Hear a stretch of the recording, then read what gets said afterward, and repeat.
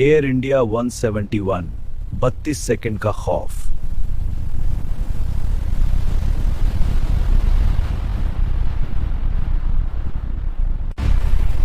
अहमदाबाद का काला गुरुवार, AI 171 की अनकही दास्तां। एक सामान्य सुबह का अंत।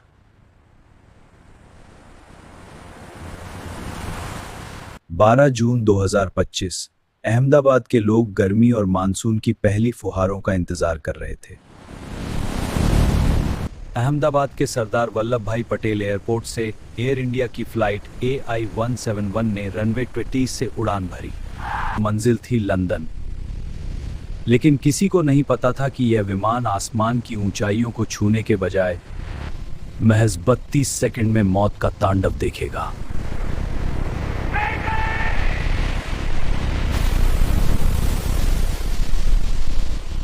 किसी को अंदाजा नहीं था कि आज का दिन शहर के इतिहास में एक ऐसा जख्म देने वाला है।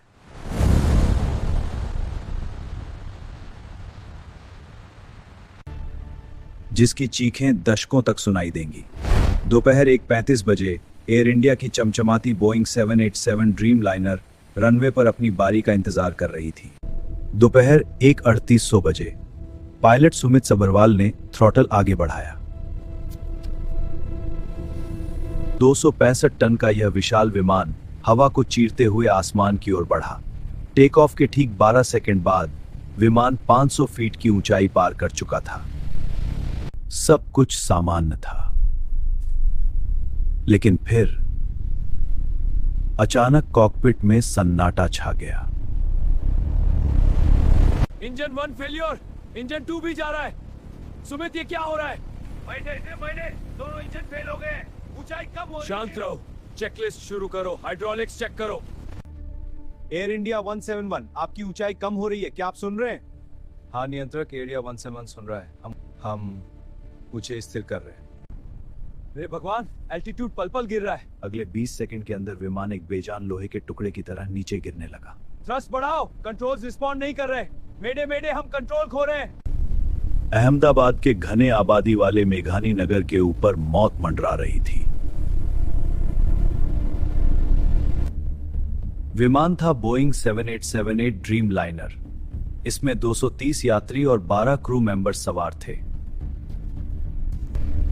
टेक ऑफ के ठीक बाद जब विमान 625 फीट की ऊंचाई पर था, अचानक ATC को एक घबराई हुई कॉल मिली। Mayday, we have lost thrust.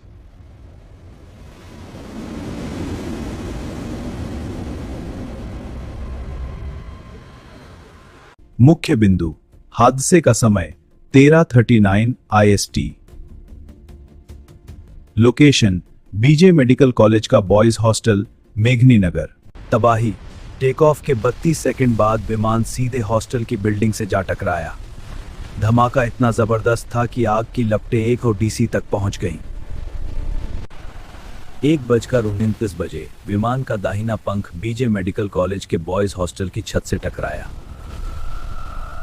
एक जोरदार धमाका हुआ और पूरा इलाका दहल गया। विमान का मुख्य हिस्सा हॉस्टल के ब्लॉक C के बीचों बीच जा घुसा। विमान में भरा हजारों litre ATF aviation turbine fuel एक आग के गोले में बदल गया। जमीन पर मौजूद मेडिकल के छात्र अपनी किताबों में डूबे थे। उन्हें संभलने का 1 सेकंड भी नहीं मिला। जांच की कड़वी सच्चाई, द इन्वेस्टिगेशन।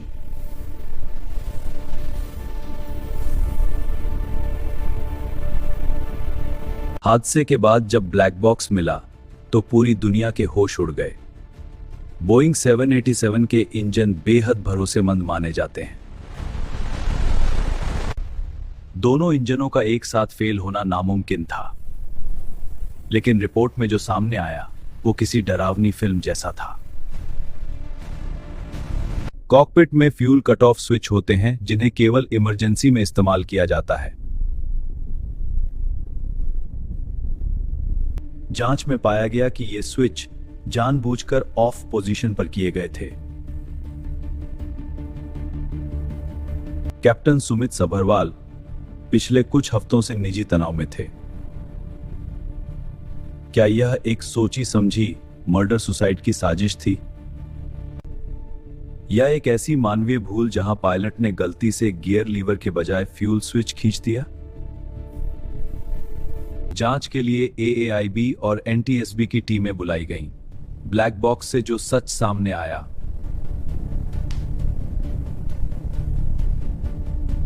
उसने पूरी दुनिया को हिला दिया। शुरुआती रिपोर्ट 12 जुलाई 2025 के अनुसार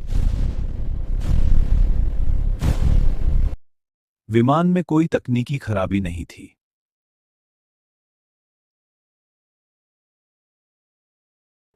रिपोर्ट के मुताबिक टेक ऑफ के तुरंत बाद विमान के दोनों इंजन बंद हो गए थे।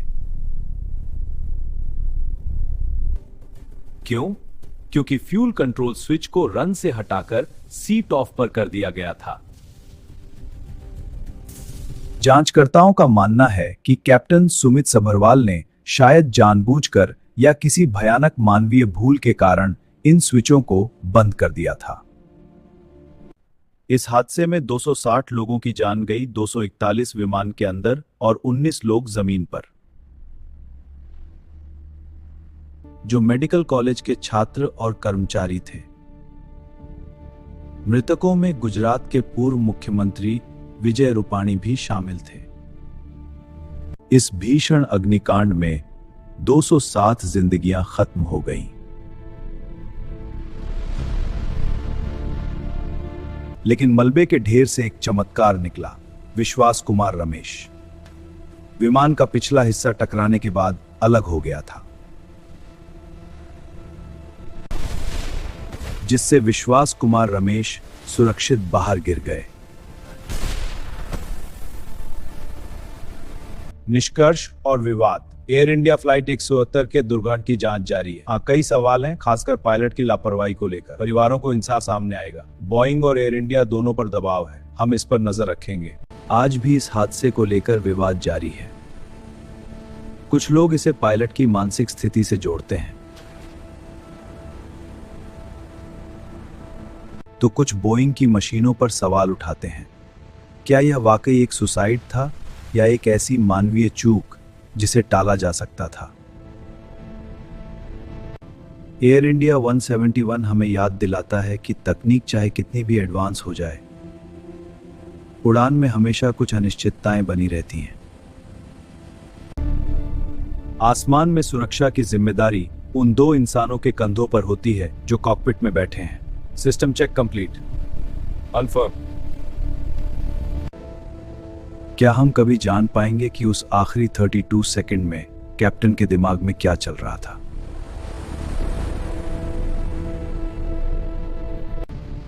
आज भी इस हादसे को लेकर विवाद जारी है। कुछ लोग इसे पायलट की मानसिक स्थिति से जोड़ते हैं, तो कुछ बोइंग की मशीनों पर सवाल उठाते हैं। क्या यह वाकई एक सुसाइड था?